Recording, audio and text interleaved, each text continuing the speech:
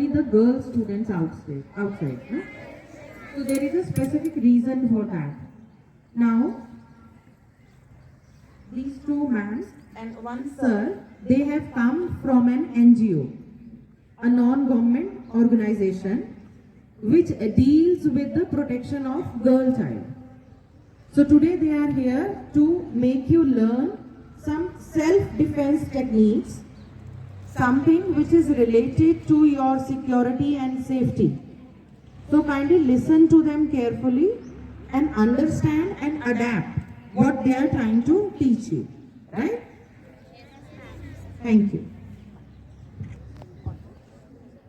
बिल्कुल आपकी तरह दो छोटी वाली है ना, देखो दो छोटी वाली बिल्कुल इसकी तरह, फूले फूले गाल है ना, प्यारी सी आईज, छोटी सी नोज, लिप, फ्रॉक, बिल्कुल आप ही की तरह है। इसके सभी बॉडी पार्ट्स आपकी तरह, आपकी और हमारी तरह,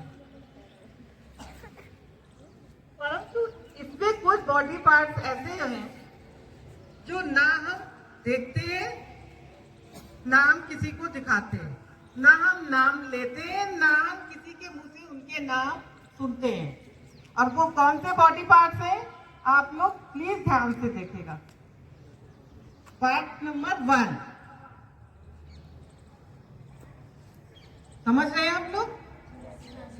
जोर से बोलिए तभी तो समझ में आएगा। Part number 2, between the legs, and part number 3, ये तीनों बॉडी पार्ट्स हाथ रखने की जरूरत नहीं है, आप लोग खुल के इस चीज को समझना है, ठीक है?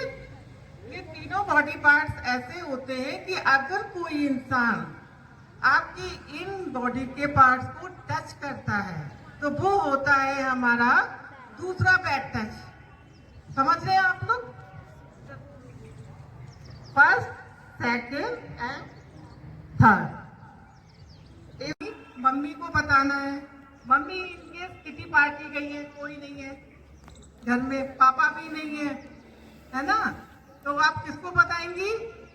घर में, स्कूल में टीचर्स को। टीचर भी तो हमारी सेकंड मॉम की तरह होती है, होती है कि नहीं?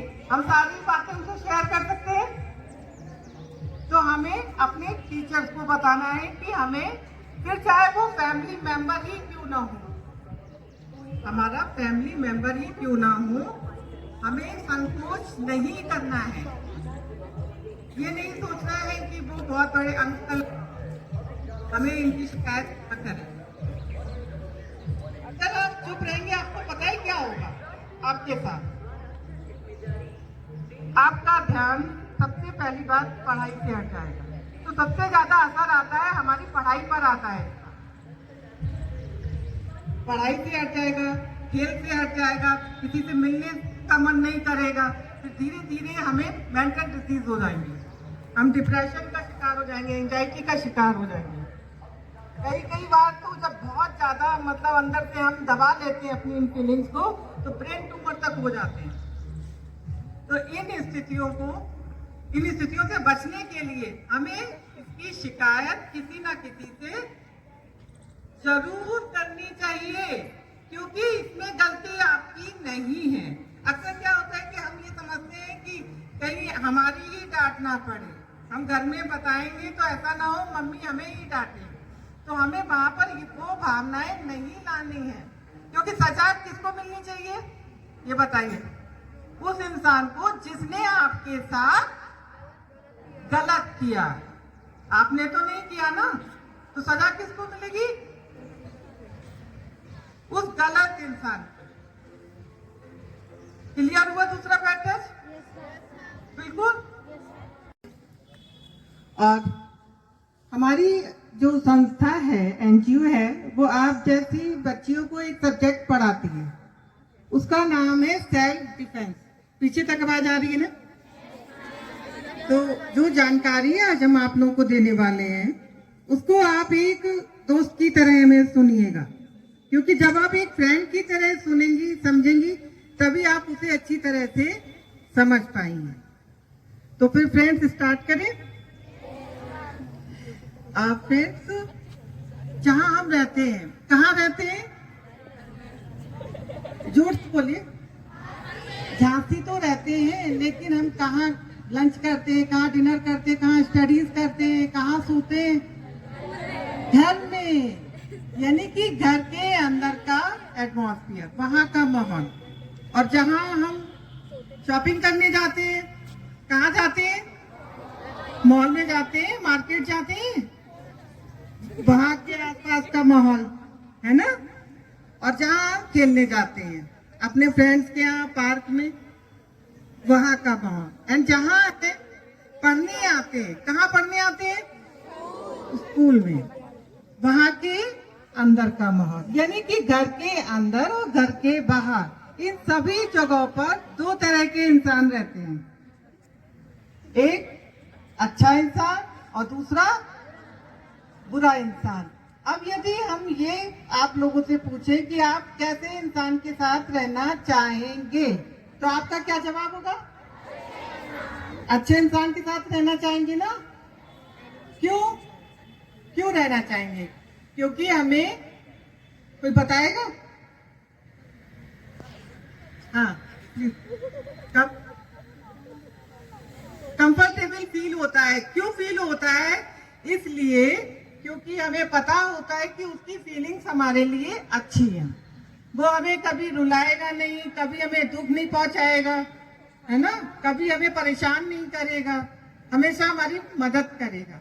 इसलिए हम अपने जीवन में अच्छे इंसान को ही प्राथमिकता देते हैं।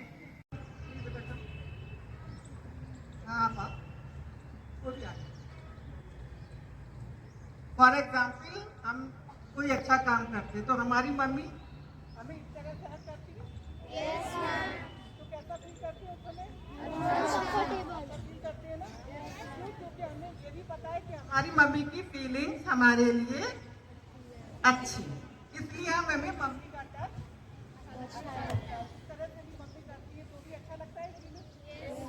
हमारे पापा हमें गुड नाइट किस करते हैं, हमारे दादाजी हमें गोद में बैठाते हैं, उस समय कैसी फीलिंग आती है? अच्छी फीलिंग, बहुत अच्छी फीलिंग आती है ना, क्योंकि उनके टेंशन हमारे लिए अच्छे होते हैं, हम कंफर्टेबल फील करते हैं।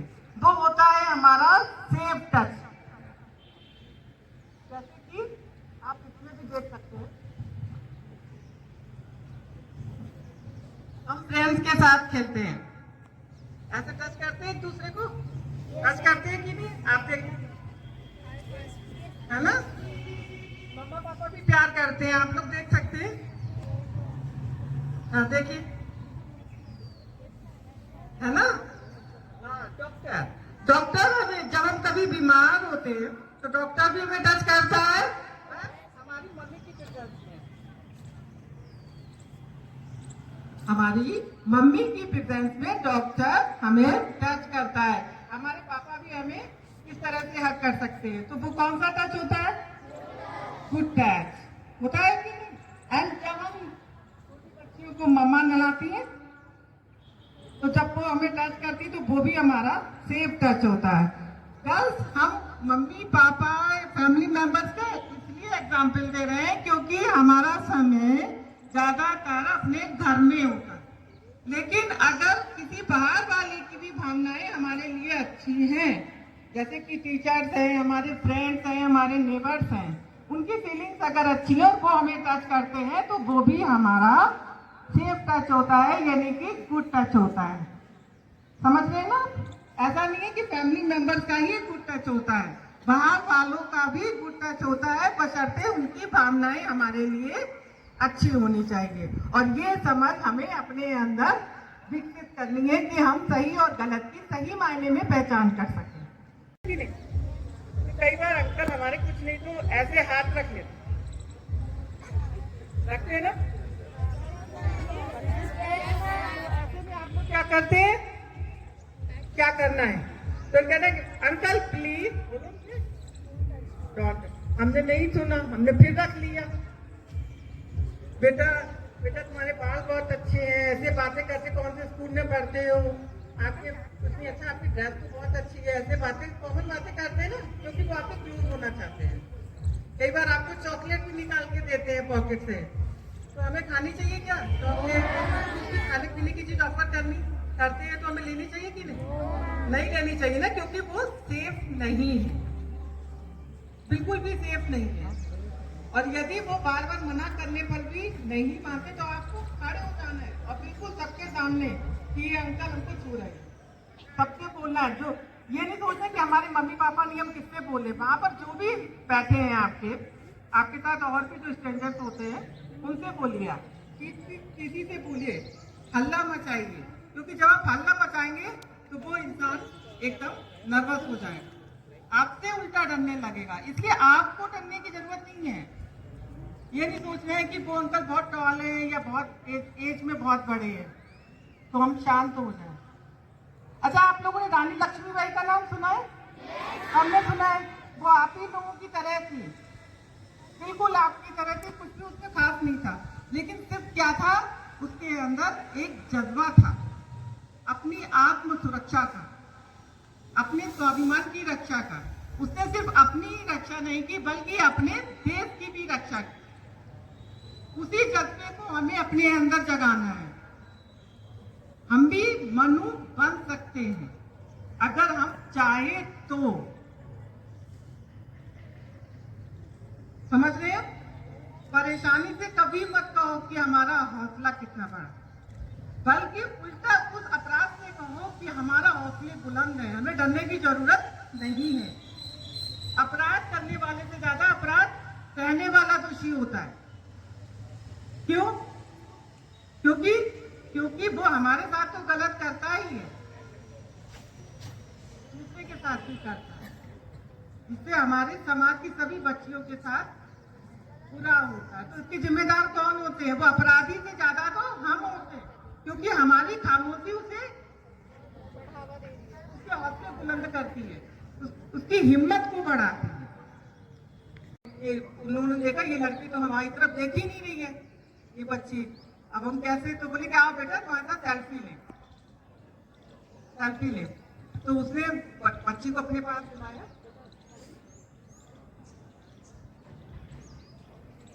सेल्फी लेते हुए उसे अपने पास बैठा रहा और एकदम से बिल्कुल उसको टाइट हग करते हुए उसको मोबाइल आगे करने लगे कि हमको सेल्फी ले रहे।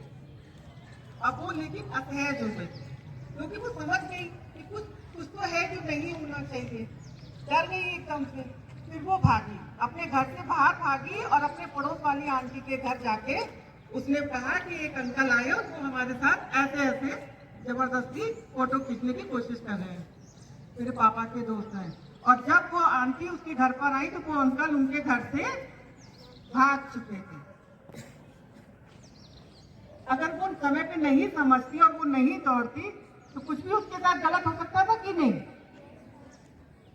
जब वो आंटी आई तो वो अंकल घर से गायब मिले उन्हें। कहने का मतलब हमारी सतर्कता ही हमारी सुरक्षा सुनिश्चित करती है। हम जितना अवेयर रहेंगे उतना सुरक्षित रहेंगे, और जितना सुरक्षित रहेंगे उतना स्वस्थ रहेंगे, खुश रहेंगे और हमारा ध्यान पढ़ाई में लगेगा। तो हमारे लिए लाइफ में सबसे ज्यादा क्या इंपॉर्टेंट है? पढ़ाई, सेफ्टी और पढ़ाई। तो इम्पोर्टेंट पढ़ाई है लेकिन उसका जरिया सेफ्टी, ठीक है।